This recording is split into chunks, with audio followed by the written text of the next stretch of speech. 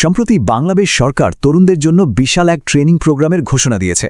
তো আজকে আমরা এই ব্যাপারটার একদম ভেতর পর্যন্ত যাব, দেখব আসলে কি হচ্ছে। চলুন শুরু করা যাক। স্ক্রিনে একটা সংখ্যা দেখছেন, ৮,৮৫০। একটা বড় সংখ্যা, তাই না? কিন্তু এই সংখ্যাটা আসলে কিসের? এটাই হলো সেই নতুন সরকারি উদ্যোগের আওতায় প্রশিক্ষণ নিতে যাওয়া তরুণীর সংখ্যা। আর এই সংখ্যাকে ঘিরেই কিন্তু আজকের সব আলোচনা। তো চলুন প্রথমে জেনে নেওয়া যাক এই উদ্যোগটা আসলে কি, সরকার ঠিক কি ঘোষণা দিয়েছে আর এর উদ্দেশ্যই বা কি বলছে তারা। এই ঘোষণাটা আসে যুব ও ক্রীড়া মন্ত্রণালয়ের উপদেষ্টা আসিফ মাহমুদ সজীব ভুইয়ার একটা ফেসবুক পোস্ট থেকে। তিনি বলেন, জাতীয় প্রতিরক্ষা শক্তিশালী করার জন্য এই ট্রেনিং। প্রশিক্ষণের বিষয় হিসেবে কারাতে, জুডো, তাইকোয়ান্ডো, সাথে তিনি একটা শব্দ উল্লেখ করেন, আগ্নেয়াস্ত্র। আর এই শব্দটা নিয়েই পরে শুরু হয় যত আলোচনা। সরকার বলছে তাদের মূল উদ্দেশ্য হল দেশে তরুণদের আরও দক্ষ আর আত্মনির্ভরশীল করে তোলা। মানে তারা যেন নিজেদের রক্ষা করতে পারে আর দেশের প্রয়োজনে যে কোনো জরুরি অবস্থায় কাজে লাগতে পারে। আচ্ছা, তো কারা এই ট্রেনিংয়ে অংশ নিতে পারবে আর বিনিময়ে তারা কি পাবে? এবার আসুন এই প্রোগ্রামের বিস্তারিত দিকগুলো একটু দেখে নিই। মোট প্রশিক্ষণার্থী ৮,৮৫০ জন। এর মধ্যে পুরুষই কিন্তু ৮,২৫০ জন আর নারী মাত্র ৬০০। মানে বুঝতেই পারছেন, নারীদের তুলনায় পুরুষের সংখ্যা এখানে অনেক বেশি। এই ট্রেনিংটা হবে সারা দেশের মোট ৭টা কেন্দ্রে।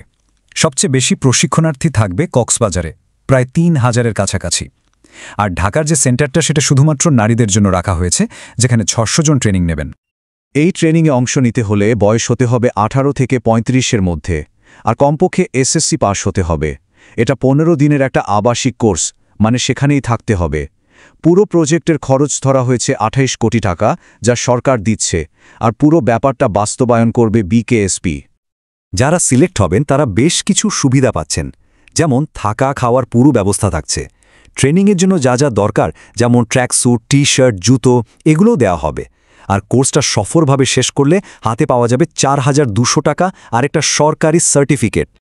কিন্তু এই সব কিছু ছাপিয়ে একটা বড় বিতর্ক তৈরি হয়, আর সেই বিতর্কের মূলে ছিল শুধুমাত্র একটা শব্দ। চলুন দেখি কিভাবে একটা শব্দ পুরো বিষয়টাকে আলোচনার কেন্দ্রে নিয়ে আসলো। বিতর্কটার কারণ ছিল আগ্নেয়াস্ত্র শব্দটা। উপদেষ্টার প্রথম পোস্টে ট্রেনিংয়ের বিষয় হিসেবে এই শব্দটাই লেখা ছিল, কিন্তু ফেসবুকে এটা নিয়ে ব্যাপক সমালোচনা শুরু হলে পোস্টটা এডিট করা হয়। আগ্নেয়াস্ত্র শব্দটা বদলে সেখানে লেখা হয় শুটিং। পরে সরকারের পক্ষ থেকে এই শুটিং বিষয়টা পরিষ্কার করা হয়। যুব ও ক্রীড়া সচিব বলেন, এটা আসলে .22 রাইফেল দিয়ে একটা ডামি ট্রেনিং। আর এটাও সব জায়গায় হবে না, শুধু ঢাকার বিকেএসপি সেন্টারে এই ট্রেনিংটা দেওয়া হবে। কিন্তু এই যে শব্দটা বদলানো হলো বা ব্যাখ্যা দেয়া হলো, তাতেও কিন্তু বিশ্লেষকদের বা সাধারণ মানুষের মনের প্রশ্নগুলো থামেনি, বরং উদ্বেগটা রয়েই গেছে। এখন আমরা সে সমালোচনার দিকগুলো একটু দেখব। সমালোচকদের দিক থেকে সবচেয়ে বড় প্রশ্ন যেটা তোলা হচ্ছে তা হলো, এই যে ৮,৮৫০ জন তরুণীকে নেওয়া হবে, তাদের বাছাই করার প্রক্রিয়াটা আসলে কি? মানে কিসের ভিত্তিতে তাদের সিলেক্ট করা হচ্ছে, এই ব্যাপারটা একদমই পরিষ্কার না। সোনার বাংলা 24-এর মতো কিছু সোর্স থেকে বেশ কিছু উদ্বেগের কথা জানা যাচ্ছে। যেমন, সরকারের আসল উদ্দেশ্যটা কি? এটা কি গোপনে কোনো রিজার্ভ ফোর্স বা এই জাতীয় কিছু তৈরির চেষ্টা? পুরো প্রক্রিয়াটা কেন এত গোপনীয়তার মধ্যে হচ্ছে? অনেকে আবার দেশের স্থিতিশীলতা নিয়েও প্রশ্ন তুলছেন। এমনকি এই ঘোষণার সাথে জড়িত উপদেষ্টার অতীতে ব্যক্তিগতভাবে অস্ত্র ব্যবহারের ইতিহাসও আলোচনায় উঠে এসেছে। তো সব মিলিয়ে আমরা এখানে দুটো আলাদা চিত্র পাচ্ছি। একদিকে সরকার বলছে এটা তরুণদের দক্ষতা বাড়ানোর জন্য, আত্মরক্ষার জন্য একটা ভালো উদ্যোগ। আর অন্যদিকে মানুষের মনে জন্ম নিয়েছে নানা সন্দেহ আর প্রশ্ন। তারা এই কর্মসূচির আসল উদ্দেশ্য নিয়েই সন্দিহান। এই পুরো আলোচনাটা আমাদের একটা বড় প্রশ্নের সামনে এনে দাঁড় করায়। এই যে ট্রেনিং, এটা কি আসলেই শুধু আত্মরক্ষার জন্য, নাকি এর পেছনে অন্য কোনো গল্প আছে? এই প্রশ্নটার উত্তর হয়তো সময়ই আমাদের দেবে।